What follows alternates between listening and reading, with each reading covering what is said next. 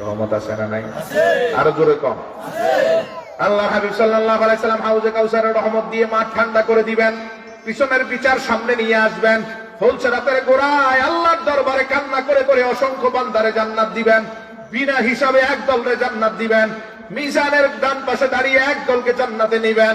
এমন করে করে জাহান্নামে ফুলসেরাত পার হতে গিয়ে জাহান্নামে পড়া ছাড়া সবাই জান্নাতে চলে যাবে।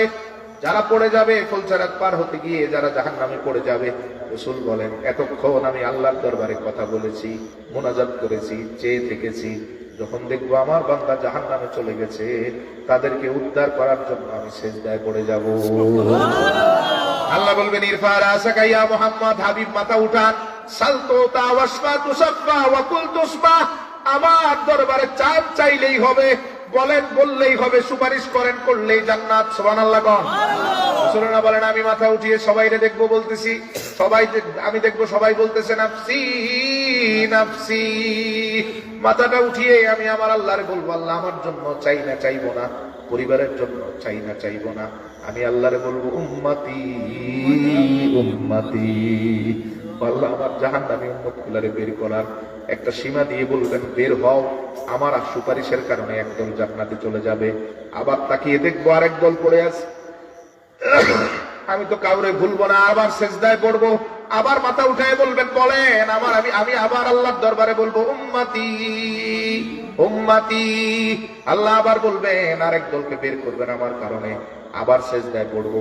তৃতীয়বার আল্লাহ বলবেন আর মাথা নামানোর দরকার হবে না, এমন বড় নিয়ামত দিয়ে দিচ্ছি হাবিব, আখরিজ মান ক্বালা লা ইলাহা ইল্লাল্লাহু মুখলিসা, জীবনে একবার যারা লা ইলাহা ইল্লাল্লাহ মন দিয়ে বলেছে তাদের সবাইরে বের করে জান্নাতে নিয়ে যান। সুবহানাল্লাহ। রাসূলুল্লাহ বলেন এমন নিয়ামত পাওয়ার পরে আমি আমার সব উম্মতকে এক ঝটকায় বের করে জান্নাতে নিয়ে যাব।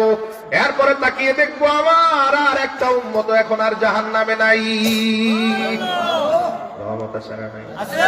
ওমা আরসালনাকা ইল্লা রাহমাতাল লিল আলামিন, দুনিয়াতে আছে, কবরে আছে, আসরে আছে, আল্লাহ ওয়াহাবীদেরকে বুঝার তৌফিক দিক বলেন আমিন। আমিন। আর জোরে বলেন আমিন। আমিন। আমরা ওয়াহাবীদেরকে ঘৃণা করি না, ভালোবেসে তাদের জন্য দোয়া করি, ঠিক কি না? ঠিক। আল্লাহ তাদের মাথার বস্তা পচা আকীদা দূর করে রাসূলের কদমে ভালোবাসা নিয়ে হাজির হওয়ার তৌফিক দিক। আমিন। আমিন।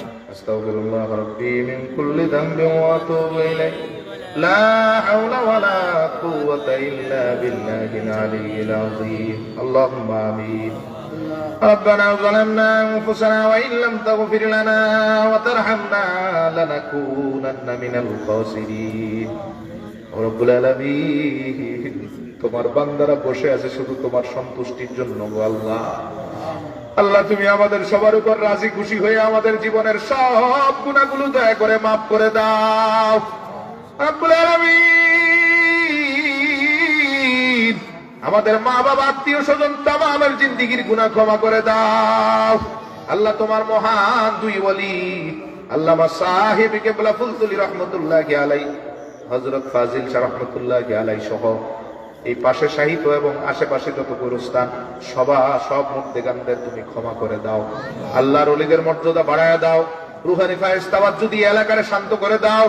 রব্বুল আলামিন, আমাদের মাথার উপরের বিপদ মুসিবতকে তুমি দূর করে দাও, আমাদেরকে শান্তির জিন্দেগি দাও, সন্তানগুলারে নেক সন্তান হিসেবে কবুল করো, এমন সন্তান ঘরে ঘরে দাও যেই সন্তান হাত তুললে কবরের আযাব বন্ধ হয়ে যায়, এমন সন্তান ঘরে ঘরে দাও যেই সন্তান আমাদের জান্নাতে পর্যন্ত দিতে পারে। আল্লাহ, আমাদের সন্তানগুলারে মাদকাসক্ত বন্ধুর সংস্পর্শে নিয়ে ধ্বংস করো না, সন্তানগুলো যাতে পড়ালেখা ছেড়ে দিয়ে বিপদগামী না হয়, বরং পড়ালেখা করে যাতে আমাদের মুখ উজ্জ্বল করতে পারে তুমি তৌফিক দাও।